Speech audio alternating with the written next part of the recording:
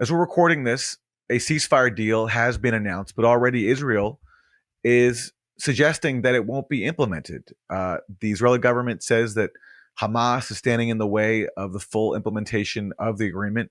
And one of the sticking points is Israel's apparent insistence that it retains control over the Philadelphia corridor inside of Gaza. What is your understanding of the obstacles that Israel is still putting in the way of implementing the ceasefire agreement that most people think is set in stone?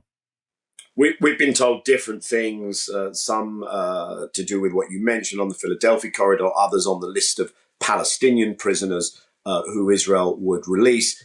I think if one cuts through it, it's a lot more simple. Netanyahu is precisely where he didn't want to be in all this time. We were told Hamas was the holdout. It's really rare, actually, to have near unanimity in Israel, in the political class and amongst the commentariat, pro and anti-Netanyahu, as to what has been going on here. And they're all saying Netanyahu was the holdout. Now, some are saying, and rightly so, but that's the understanding. Ben-Gvir has owned, the minister Ben-Gvir has owned that he had prevented a deal from happening earlier. So if you cut through everything, and I think now, as of when we're talking, it actually seems that they're no longer claiming there are outstanding issues. This Philadelphia route, for instance, it's there in the text. It's day 50, I think, that they have to complete the withdrawal from Philadelphia.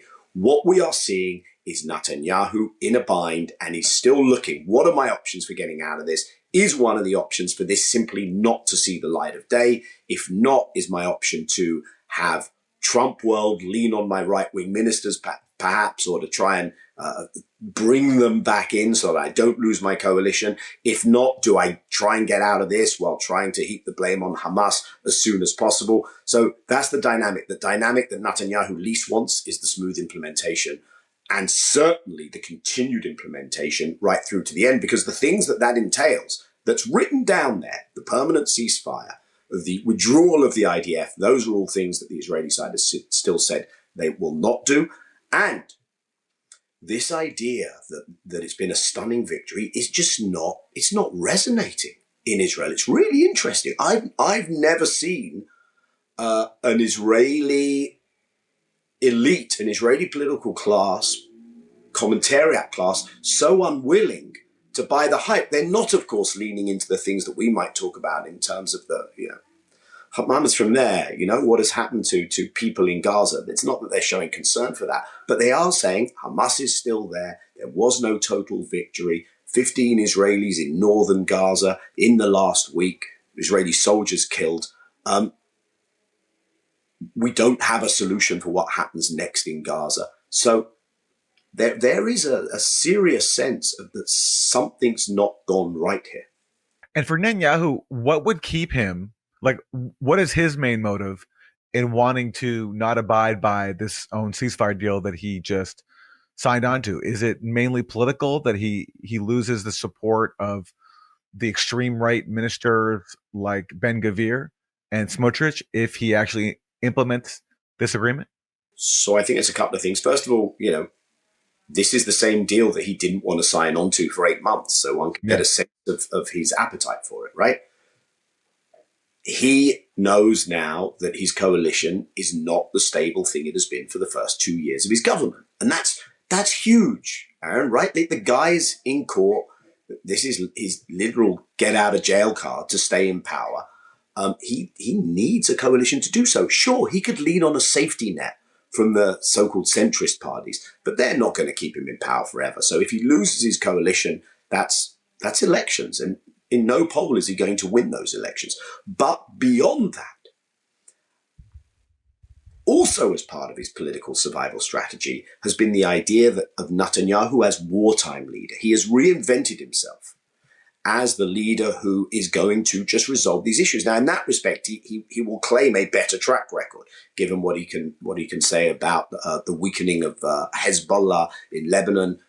I don't think he had much to do with it at all, but the removal of the Assad regime. And in that respect also, let's not forget that whatever happens in Gaza in the coming weeks, Israel is still in sovereign Lebanese territory and is still bombing Lebanon. Israel is still beyond the already illegally occupied and annexed Golan. Israel is in parts of Syrian territory and is bombing Syria. Israel will, of course, continue, and I would imagine intensify its destructive actions in the West Bank, perhaps provocations in East Jerusalem as well, and that's without discussing Iran. So the second thing is here, Bibi wants to be the wartime leader, right? And Gaza was a big piece of this, and he doesn't want.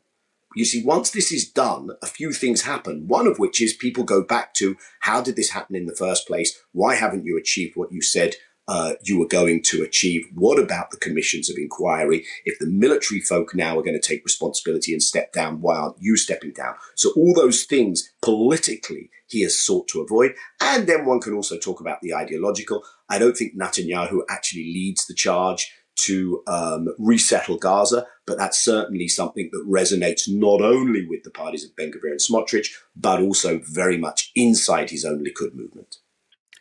Regardless of what happens moving forward, what does this teach us about Biden? What do these events prove about Biden and what he could have done and chose not to do, et cetera? Well, let's, if I may, just expand it out a little, because I think we have to throw Blinken, Sullivan, McGurk, and a host of others into the mix when we're talking about that. For me, what it tells us is this is the same Netanyahu who is actually relatively easily pressured. There was a hard choice you could have placed Netanyahu in front of. Now, I do think that the person of Trump, the way he is perceived, this unpredictability, that means it's easier for Trump to have this impact on people where they say, yeah, I better be careful how I handle this. But that doesn't absolve Biden from the fact that he had tremendous leverage. He chose not to use it.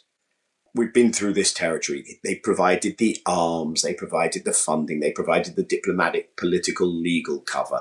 They ran interference with Israel as much as possible in the international arena, and they aligned with Israel's narrative. And, you know, sometimes in diplomacy, to get a deal across the finishing line, you need some constructive ambiguity, okay? And so maybe, you know, with a wink and a nod, yes, Israel has defeated and won, even though Blinken himself actually acknowledged that Hamas has replenished its ranks, right?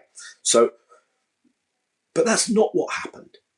They actually protected Netanyahu. Even when you had these occasional peaks of pressure on Netanyahu from his security establishment, from his own defense minister, another guy on charges of war crimes, let's remember. It was the Americans, it was Blinken who stood after his meeting with Netanyahu and said, Netanyahu has accepted the deal. Everyone knew he was lying through his teeth. So what it tells you is that those people were not just ineffective, but so callous, so inhumane. And I'll say two other things, what they did with your American taxpayer dollars.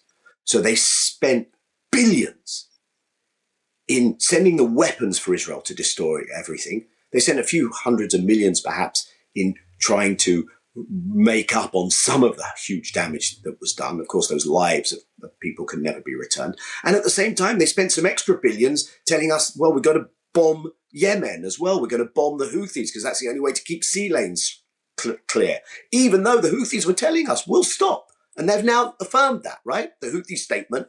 Like, where are we when the statement of the Houthis is so much more credible than anything the American Secretary of State is saying? And the other thing I think they showed us, because these lies were so transparent, because there was such a contempt for their listening and ultimately voting public, I think that also tells us a story that the election also told us. When you treat people with contempt, I don't know, for some reason they don't find it all that attractive to vote for you or your vice president. Who would have thunk it?